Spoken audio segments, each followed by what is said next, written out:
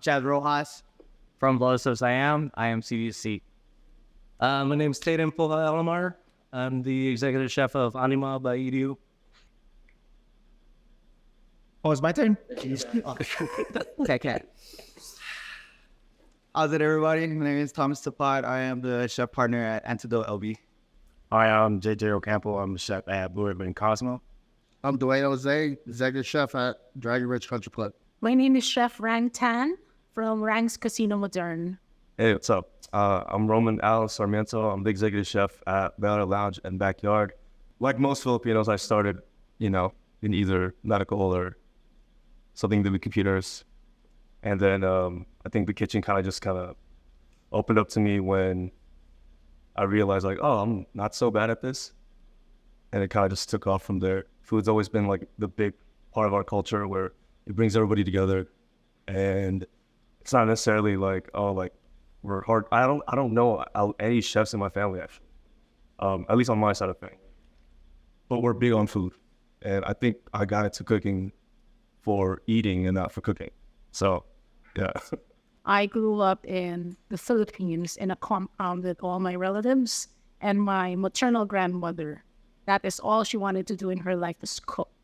And she would do it every single day, go early in the market. And I would be the only grandchild who would not play, but get my little stool and sit and watch her do her magic. And there were no supermarkets that time. So I literally saw the chickens getting their feathers plucked out and little chickens running off with their heads cut off. And so I just was the only, I remember being the only grandchild wanting to watch everything and help out. And I guess I loved it since the beginning. When I first learned how to cook eggs from my mom. So when I was in Japan, she showed me how to cook an egg. So after that, I didn't go to school. I just stodged all over Las Vegas, and this is where I'm at. So yeah, My grandma, she's the one always the way I'm cooking. Now I'm always watching. Ever since then, and my dad was like, hey, if you love to eat, you gotta learn how to cook. The earliest memory of me, I think, that made me fall in love with cooking had to be cooking rice. Because when you're young, you're the baby of the family, you get to wash the rice, empty the rice, and basically help cook rice at that point. So that was like the earliest memory I have of me wanting to cook, whether it be with my mom or my grandma. I think they really kind of put that in me, that strive in me to cook, was you cooking rice. For me, I come from a family of chefs and cooks, and naturally when I was younger, they told me never to get into it. They told me, don't be a chef. So I went to school for a semester for electrical engineering. Before I went into college, everything was IUT or building and construction. The whole time I was in there, I was watching Food Network. I was reading cookbooks. I was cooking in the kitchen. I was like, I don't like any of this electrical stuff. So I dropped out and then went to culinary school, and the rest is history. For me, it would always be barbecues. So my grandpa would always be like, what? Give me another beer. I'm like, trying to play with my friends, but I was like, hey, give me another beer. They're over here eating the sisig, always grilling fucking steaks, There's something I always look, something I wanted to do. You know what I mean? Something like now, like when you have barbecue, it's always us cooking, but our own cooking, you know what I mean? Go over there and then barbecue. You'll give me a beer, bro. Yeah. Exactly. Filipino food is influenced heavily by Spain, so a lot of the things I do now, it's kind of the roots of what we do anyway. So I do like subtle influence from Asian cuisine. I even do that at the restaurant now in some of the dishes I put out, but subtly. At the restaurant, we can't really call it true Hawaiian food because Hawaii is like a melting pot of culture. So what we do at the restaurant, we do serve Filipino food, but with a little twist to it. It's like, okay, for instance, we do like a pork special dish, which is like crispy pork belly with the calamansi ponzu. So I think I already have that at my restaurant.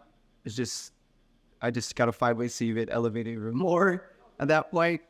But I think I need to feel. I feel like the flavors at the restaurant already carry most of like the Filipino aspects of it. I just gotta intensify it somehow. We actually added two dishes on our menu now. At one of my kitchens, we added the Filipino egg rolls, and then our favorite dessert is the ube flan. The way we elevated is with the caramel. We kind of made it to a nest, and they covered the flan over it. But on top of the flan, we added some berries on it. So that's what we're doing right now. And we're probably gonna be in the fall menu. We're gonna do a kare kare ravioli.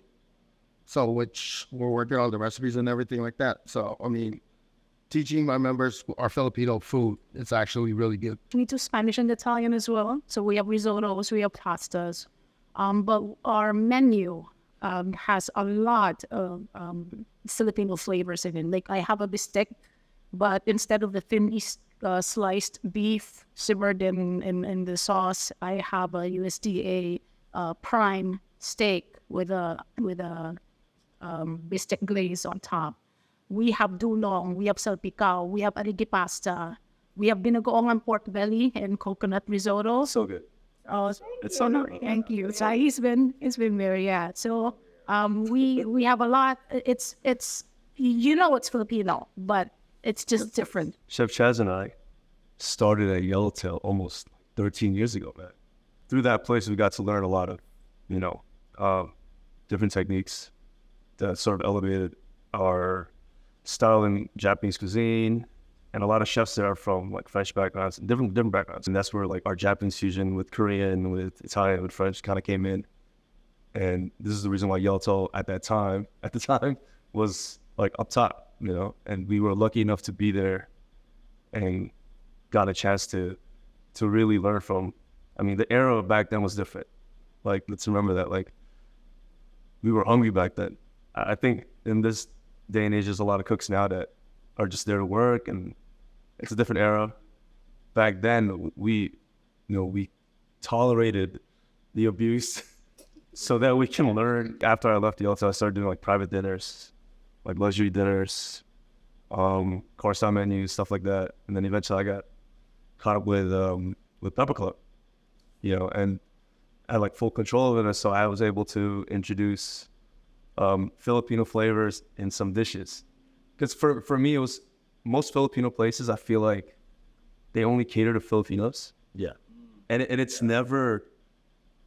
It's never about everything, but Right. it's about just Filipino. Yeah, exactly.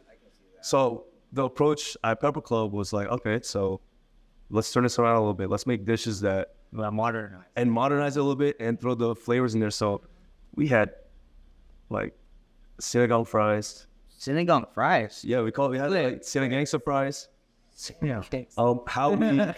How we like braising techniques on a short rib. Like we did Filipino style and people loved it. It was so tender. It was nice, sweet. We had a Joseph fried rice. We served it on the Cool Whip container because Joe Coy's, So it was more like a play on like, this is what we do. Like it's not necessarily like high end, but it's Different. Yeah, it's different and people can relate to it. You know what I mean? So this is like, that's what we try to do in terms. And if we're gonna modernize it, definitely we need to pull from other cuisines to elevate, our cuisine and put it on the spotlight. It's our turn. Like it's. Yeah, I think Filipinos right. It's our turn. Yeah. Now it's And here in Vegas too. So yeah. Because I think back then when I was growing up, we always had to like keep our mouth shut, right? We couldn't really explore our food. I didn't really agree. So if we had our own recipe, we couldn't do a twist because our parents would get mad about it and stuff like that. So now I think Filipino cuisine is going up higher now, which it should have been done like 10 years ago. But same time, it's like no disrespect to any of our parents or our lolas and lolos, but we had to keep our mouth shut about it. So every time it's like getting in trouble. Shut up and just move on. Filipino food is so unhealthy. We'll start there. Everything is fucking pork, or fucking whatever. But I think what elevates it is shit. That is Good. I would say like put two cuisines together. What do you call it? Fusion. Okay. What you call it is when you use two cuisines together, and I think that's where it elevates Filipino cuisine. Because that alone, I don't think is gonna attract their American fucking like. Honestly, it's just timing, right? It's just timing. People weren't ready for it, and now they are. That's all it is.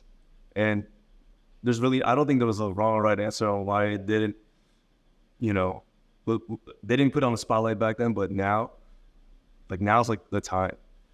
Freaking Chef Al at Araya and DC, they're doing great things. Chef Josh at Sampa and Kasama, and them, they're killing it, and we're in Vegas, and there's a lot of Filipinos here. Why do we not have a high-end Filipino spot that has a, nice tasting menu, great wines? Like one of the best, Somalia is a Filipino guy. Lulu, he's here, Yeah. and he's one of the best, and with that resource, we can really do something here, just knock it out of the park,